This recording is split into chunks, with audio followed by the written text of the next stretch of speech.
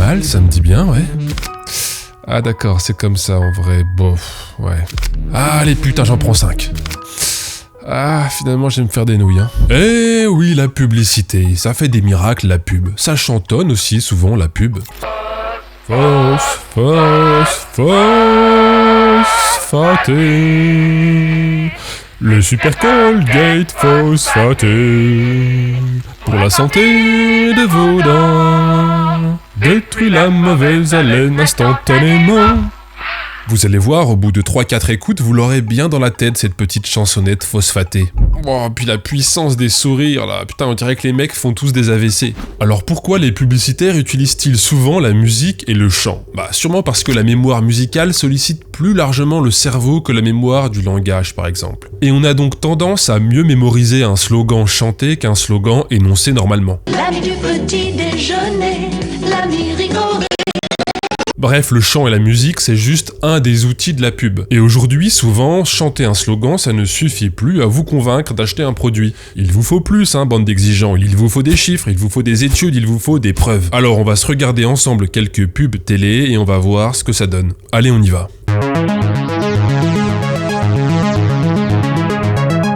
Que suggérez-vous ? Utilisez le nouveau dentifrice Oral-B Répare gencives et émail.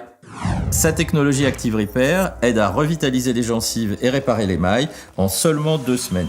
Pas étonnant qu'Oral-B soit la marque de dentifrice la plus utilisée par les dentistes. Et vous, prêt à essayer ? Nouveau dentifrice Oral-B Répare gencives et émail, devenez expert. Bon, je sais pas si vous l'avez vu passer, mais il y a un argument très très fort dans cette pub. C'est ça. Pas étonnant qu'Oral-B soit la marque de dentifrice la plus utilisée par les dentistes. Franchement, c'est puissant comme argument. Si les spécialistes des dents préfèrent cette marque aux autres, perso, moi, ça me donne envie de la choisir. Alors, on a un petit astérisque qui nous dit « Étude menée pour P&G par Attitude Measurement Corporation de décembre 2015 à février 2016 auprès de 200 dentistes en France. » Bon, on va contacter Oral-B, enfin P&G, c'est la grosse multinationale qui contient Oral-B, et on va leur demander si on peut avoir la référence de cette étude. Ce serait quand même pas mal de pouvoir vérifier cet argument massu. Allez hop, Martine envoie un mail. Et voilà un extrait de la réponse de Oral-B.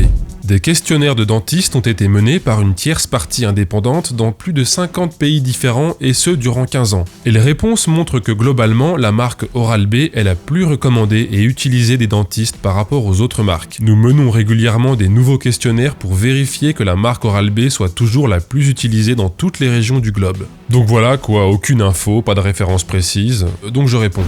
Est-il possible d'avoir la référence de cette étude ? Un PDF ? Je pense que le consommateur devrait avoir accès à ces informations, étant donné que c'est un argument majeur de vente et de publicité publique. Merci infiniment. Ce à quoi je n'ai eu aucune réponse, et c'est bien dommage. Allez, publicité suivante, mais juste avant...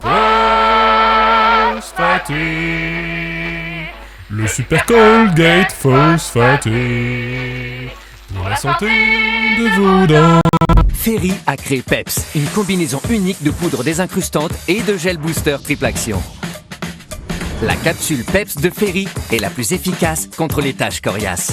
Waouh, c'est vrai que c'est propre. Tu veux dire véritablement propre. Nouveau, Ferry, la meilleure capsule vaisselle. Efficacité prouvée par un laboratoire indépendant. Alors voilà encore un très gros argument de vente. La meilleure capsule vaisselle contre les taches coriaces. Et apparemment ça a été prouvé par un laboratoire indépendant, et on a encore un petit astérisque, test IKV réalisé par un laboratoire indépendant, septembre 2020. Bon, eh bien je vais contacter l'entreprise Ferry à propos de ce test, et cette fois je vais me faire passer pour une journaliste de France Télévisions qui fait un sujet sur les capsules vaisselle. Il y aura peut-être plus de réponses. Bonjour, je travaille à France Télévisions, rubrique Société. Je vous contacte dans le cadre d'un sujet que nous réalisons sur le marché des produits d'entretien. Concernant votre produit Peps Ferry Platinum Plus, vous mentionnez dans votre publicité une efficacité prouvée par le biais d'un test IKV réalisé par un laboratoire indépendant. Je n'ai pas pu mettre la main sur ce test. Pouvez-vous m'envoyer le test en question par retour de mail ? D'avance, merci beaucoup. Et cette fois, on me répond très rapidement et on me balance ce document. Et au début, je mets un moment à comprendre de quoi il s'agit. Je m'attendais à un résultat de test comparatif et en fait non, c'est juste les normes que doivent appliquer les vendeurs de capsules vaisselle pour réaliser leurs tests. Donc c'est passionnant, hein. J'apprends par exemple que pour réaliser des tests sur des tasses à thé sales, il faut que le thé ait été versé dans la tasse à 85 degrés et pas plus de 10 centilitres. Et puis on enlève 2 centilitres de thé avec une pipette toutes les 5 minutes pour simuler une personne qui serait en train de boire son thé, quoi. Toujours passionnant, hein, vous regrettez pas d'avoir cliqué sur la vidéo, j'imagine. Bon, puisque ça vous passionne, je peux vous dire aussi que pour tester l'efficacité d'une capsule vaisselle sur des assiettes sales, il y a un protocole bien précis à respecter. Il faut faire cuire des spaghettis. Une fois qu'elles sont cuites, on les passe au mixeur avec de l'eau. Ça donne une espèce de pâte dégueulasse qu'on badigeonne sur les assiettes avec un pinceau avant de les faire sécher. Et quand c'est sec, on met tout ça au lave-vaisselle. Ça nous intéresse pas! Arrêtez ça! Arrêtez! Ça nous intéresse pas! Ça nous intéresse plus! Donc oui, c'est très intéressant tout ça, hein. Bon, ça montre qu'il y a une vraie méthode de test, hein, un vrai protocole précis, mais c'est pas ce que je demandais en fait. Moi je voulais l'étude comparative qui permet à l'entreprise Ferry de prétendre que sa capsule est la meilleure. Donc je réécris à l'entreprise, on échange plusieurs mails, et je vous résume hein, parce que c'était assez long, et au final ça donne ça. Vous comprendrez que le rapport de test ne peut pas être diffusé, car il contient des données qui touchent à la confidentialité des affaires. Et je réponds, je comprends bien que les données de composition du produit, par exemple, restent confidentielles, comme toute information qui divulguerait des données essentielles sur votre produit en tant que tel. Mais ce n'est pas ce que nous cherchons à vérifier. Nous cherchons à vérifier les données comparatives entre les différentes marques de capsules vaisselle sur lesquelles vous vous appuyez pour dire dans votre publicité la meilleure capsule vaisselle contre les taches coriaces prouvée par un test indépendant. Réponse de la marque, les données comparatives du test relèvent également de la confidentialité des affaires. Voilà, donc encore une fois, impossible de remonter à la source, impossible de vérifier si cette prétention très convaincante dans la publicité est véridique. Et franchement, je trouve ça étrange parce que je ne vois pas ce que perdrait une marque à montrer le résultat d'un test comparatif qui prouverait que son produit est le meilleur. Bien au contraire. Bon, next, pub suivante. Non, celle-là, on l'a déjà vue. Allez, la suite. Un effet peau neuve en seulement 7 jours. Nouvelles ampoules effet peeling Revitalift Laser de L'Oréal Paris. Tapotez, ouvrez et libérez toute la puissance des ampoules avec 10% d'acide glycolique. En 7 jours, grâce à cet actif puissant, les taches sont estompées, la peau paraît plus lisse, plus lumineuse. Nouvelles ampoules Revitalift Laser de L'Oréal Paris. Craquez pour la cure, vous le valez bien. La peau paraît plus lisse, plus lumineuse. Ok, elle paraît, mais alors est-ce qu'elle l'est vraiment? On sait pas trop. En tout cas, on a encore un astérisque ici qui renvoie à ça. Auto-évaluation. 52 femmes après 7 jours d'utilisation. La peau paraît plus lisse pour 81%, plus lumineuse pour 79%. Alors ce qui est marrant, c'est que quand on va sur le site de L'Oréal, sur la page du produit en question, on tombe sur ce gros « efficacité prouvée », alors qu'on parle là surtout d'auto-évaluation, de test de satisfaction client. Comment vous dire, sur l'échelle d'épreuves, alors tout en haut de l'échelle d'épreuves, on a les méta-analyses, ensuite on a les essais contrôlés randomisés en double aveugle, si on descend on a les essais randomisés, ensuite on tombe sur les études de cohorte, les études cas témoins, encore en dessous les études transversales, et bien en dessous, bon alors là faut que je change de simulation, hein. Alors voilà, on passe sur Photoshop, petite simulation, voilà donc on creuse dans la terre comme ça, on creuse, allez petit bruitage en plus. Et là, en plein dans le noyau terrestre, on arrive sur l'auto-évaluation ou le test de satisfaction. On est au niveau du témoignage quoi, niveau preuve. Bref, allez, pub suivante. Besoin d'éclat et de fermeté? Clarins, nouveau Extra Firming Energy. Toute notre expertise fermeté, enrichie d'un concentré de superfruits vitaminés, au pouvoir énergisant. La peau est plus tonique, rayonnante de fermeté. Nouveau Extra Firming Energy, Clarins. Bon, encore une pub de produits cosmétiques. La peau est plus tonique. Alors là, la marque est moins prudente. On n'utilise plus le verbe paraître, mais on affirme avec le verbe être. La peau est plus tonique. Comme d'hab, hein, avec le petit astérisque qui va bien, test consommateur, 105 femmes, 28 jours. Donc on est encore sur un cas où ce sont les consommateurs qui jugent eux-mêmes du produit, et puis le pourcentage de satisfaction, ça fait un argument de vente. Pourtant, ça serait intéressant d'avoir une étude faite en aveugle avec une crème placebo neutre. Ça serait très facile à faire, et là, niveau preuve et démonstration, ce serait autre chose. Bon, là aussi, je suis allé voir la fiche du produit sur internet, et j'ai pas été déçu. Ici, on a tous les bénéfices qu'apporte la crème selon le test de satisfaction client, et on a par exemple ça. Après 7 jours, 83% des femmes trouvent que leur peau est plus vitaminée. Ah ouais. J'imagine les clientes de Clarins le matin en train d'essayer d'évaluer le taux de vitamine de leur épiderme devant le miroir. Non mais sérieux, ce niveau de bullshit. Bon allez, je vais appeler Clarins pour être bien sûr d'avoir tout compris.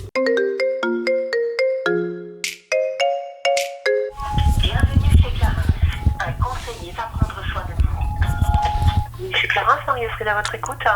Oui, bonjour madame. Je vous appelle pour avoir une information sur un produit, sur la crème de jour Extra Firming Energy. Oui, vous m'entendez? Allô? Allô?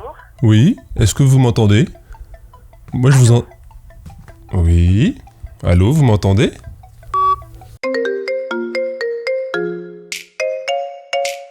Oui, bonjour madame, je vous appelle pour une information sur un produit, sur la crème de jour Extra Firming Energy.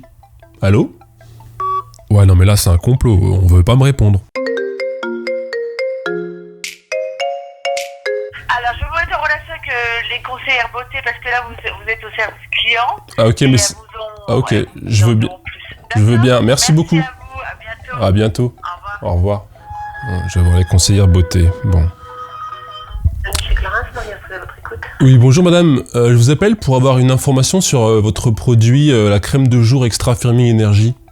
Allô? Mais c'est pas possible! Mais c'est pas possible! Ok, les conseillères beauté ne veulent pas me parler non plus, super. Monsieur Clarence, vous à votre écoute. Oui, bonjour madame. Je vous appelle pour avoir une information sur un produit, sur la crème de jour Extra Firming Energy. Oui. Je vois que sur votre site, vous parlez des bénéfices de la crème et je vois des pourcentages. Là, par exemple, c'est noté, après 7 jours d'utilisation, 83% des femmes trouvent que leur peau est plus vitaminée. Je voulais savoir, c'est un test consommateur, c'est ça? Oui, tout à fait.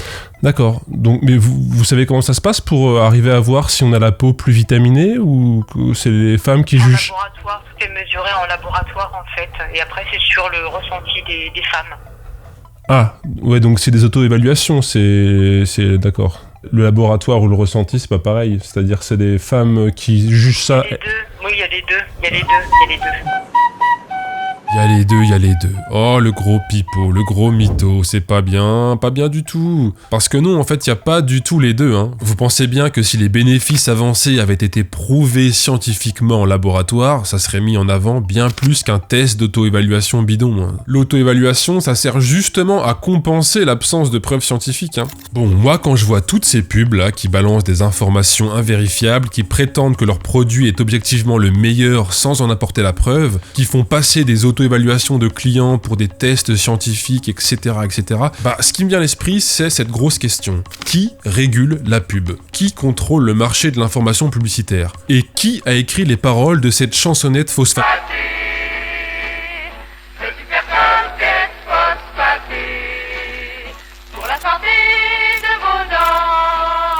Avec le nouveau youtubeur fractal G1000 Grammes, votre santé mentale est entre de bonnes mains. Élu meilleur vidéaste 2023 par le neurotélépathe officiel de la commune de Lipovat en Moldavie, G1000 Grammes transforme vos tips en bio-bovis. Vidéaste à consommer sans modération et sans avis médical.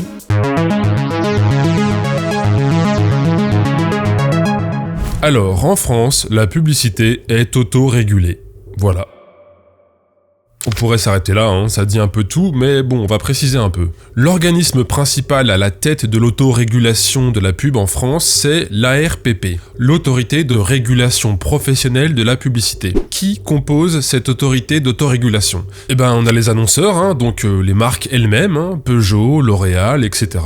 Ensuite, on a les agences de communication, donc les boîtes de prod qui réalisent les pubs. Et puis enfin, on a les régies publicitaires et les médias qui diffusent en bout de chaîne les pubs. Et donc, tout ce petit monde qui vit de la publicité ou qui vend grâce à la publicité, eh ben, tout ce petit monde s'autorégule, s'autocontrôle. C'est nul! Donc c'est l'ARPP qui dicte les règles de bonne conduite publicitaire à travers son code et aussi à travers le code de la Chambre de commerce internationale. Donc on trouve des beaux principes énoncés dans ces codes de bonne conduite. Par exemple au chapitre des preuves à la page 200 du code ARPP, toute allégation doit s'appuyer sur des preuves appropriées. Des preuves appropriées, c'est pas très précis, hein. Afin de ne pas induire en erreur le consommateur, la mesure de l'efficacité d'un produit ne peut être reliée qu'à des tests scientifiques. Ouais, ça même L'Oréal ne le respecte pas, hein. En fait, personne ne le respecte. Sauf si on affirme que des auto-évaluations de consommateurs, c'est des preuves scientifiques. Bon, oui, là... Tiens, ça aussi, c'est un article intéressant du Code de la Chambre de commerce internationale. Toute description, assertion ou illustration relative à un fait vérifiable dans une communication commerciale doit pouvoir pouvoir être étayées. Les revendications qui affirment ou impliquent qu'un niveau ou un type particulier de preuve existe doivent présenter au moins le niveau de justification annoncé. Cette justification doit être disponible de telle sorte que la preuve puisse être apportée sans délai et sur simple demande aux organismes d'autorégulation responsables de la mise en œuvre du code. Donc, je résume, les preuves avancées dans les pubs doivent être disponibles non pas pour le consommateur ou pour les associations de consommateurs, mais pour les organismes d'autorégulation. Attends, mais les organismes d'autorégulation, c'est justement les entreprises et les publicitaires. Ils vont pas se saisir eux-mêmes. Enfin, j'imagine mal L'Oréal demander des comptes à L'Oréal.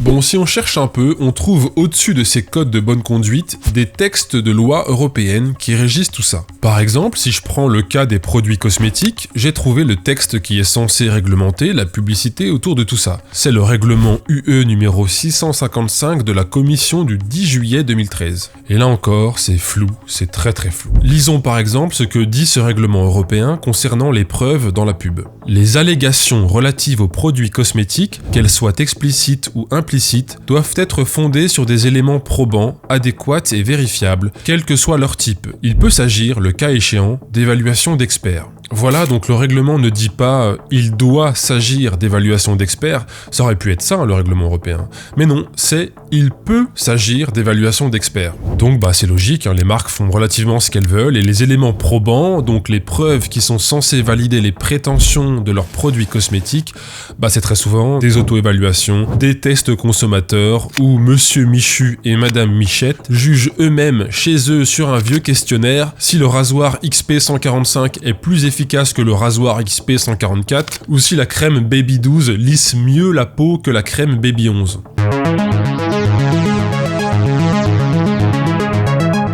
Bon, qui est le grand perdant dans cette affaire ? Eh bien, probablement notre bon vieil esprit critique. Les publicités nous habituent à accepter l'absence de sources.